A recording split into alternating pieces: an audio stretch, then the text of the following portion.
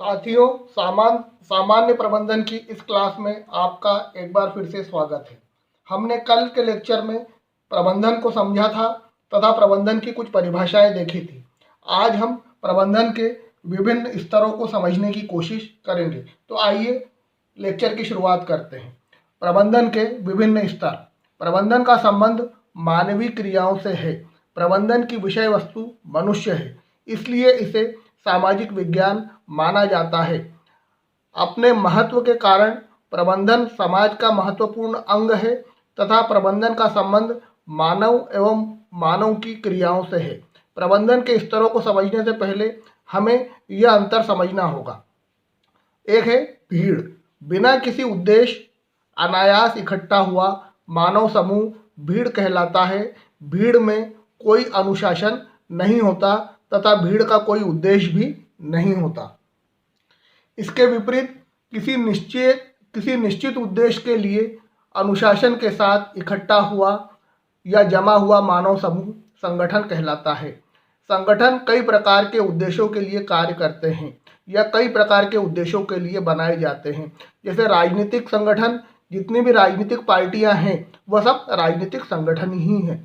सामाजिक संगठन, व्यावसायिक संगठन, औद्योगिक संगठन, सांस्कृतिक संगठन, ये सभी प्रकार के संगठन अपने अपने क्षेत्र में सर्वश्रेष्ठ परिणाम प्राप्त करने के लिए प्रयासरत रहते हैं। इन संगठनों के उद्देश्य की पूर्ति के लिए इनका प्रबंधन करना अनिवार्य है। बिना किसी प्रबंधन के कोई संगठन सुचारू रूप से संचालित नहीं किया जा सकता।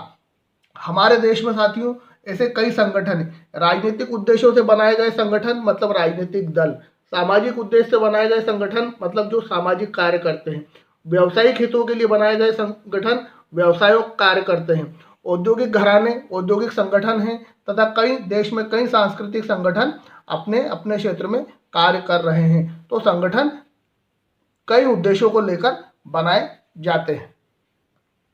दोस्तों, इन विभिन्न उद्देश्यों के लिए बनाए गए संगठनों में किसी भी संगठन में प्रबंधन के स्तर को अगर हम देखें तो वह त्रिआयामी रूप से दिखाई देता है, एक पिरामिड की तरह।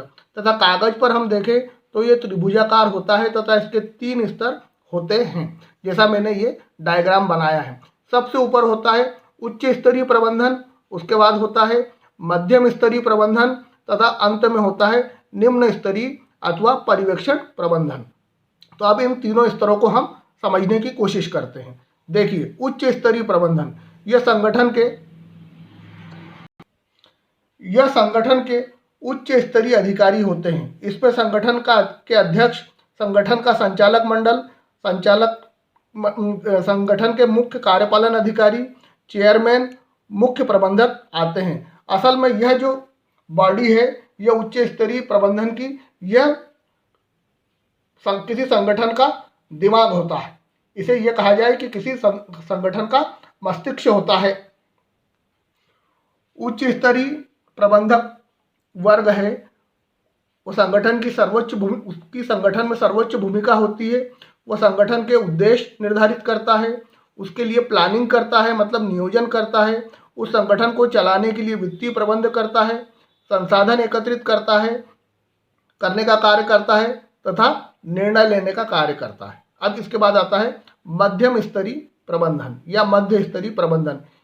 इस स्तर पर संस्था अथवा संगठन के जनरल मैनेजर, उप प्रबंधक, सहायक प्रबंधक, प्रबंधक स्तर के अधिकारी आते हैं। यह उच्च स्तर एवं निम्न स्तर के मध्य समन्वय का कार्य करते हैं। यह उच्च स्तर द्वारा लिए गए निर्णयों को लागू करने का कार्य करते हैं। यह उच्च स्तर द्वारा दिए गए दिशा निर्देशों को संगठन में प्रसारित कर श्रेष्ठ परिणाम प्राप्त करने हेतु प्रयास करते रहते हैं।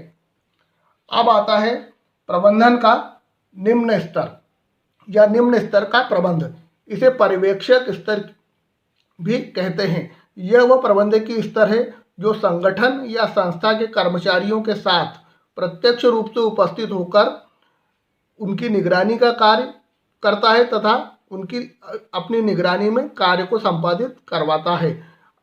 इसमें संगठन के अधीक्षक, मुख्य लिपिक, इंस्पेक्टर, फोरमैन, विक्रय अधिकारी, लेखा अधिकारी आते हैं।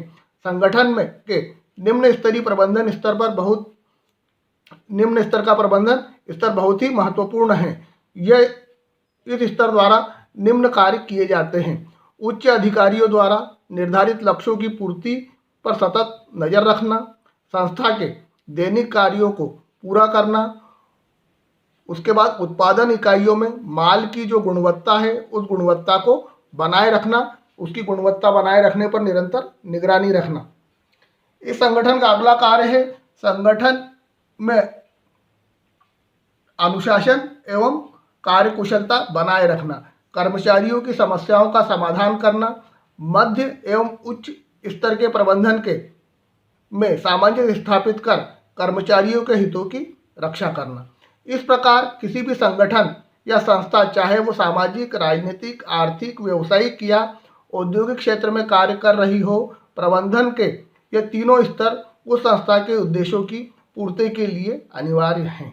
साथियों, ये मैंने आपको प्रबंधन के तीनों स्तर के बारे में समझाया। हम आगे निरंतर जो सिलेबस है उसके अनुसार एक एक टॉपिक पर डिस्कस करते रहेंगे। इसलिए मेरा आपसे अनुरोध है कि मेरे साथ निरंतर बने रहिए और इस लेक्चर को अब समाप्त करने की इजाज़त दीजिए। और अंत में आपसे एक बार फिर अपील करता हूं कि कृपया इस चैनल को सब्सक्राइब करें तथा इस वीडियो को लाइक करें, अपने दोस्तों में शेयर करें और लगातार मेरे साथ बने रहकर अपने परीक्षा की तैयारी करें। बस यही। धन्यवाद। जय हिंद, जय भारत।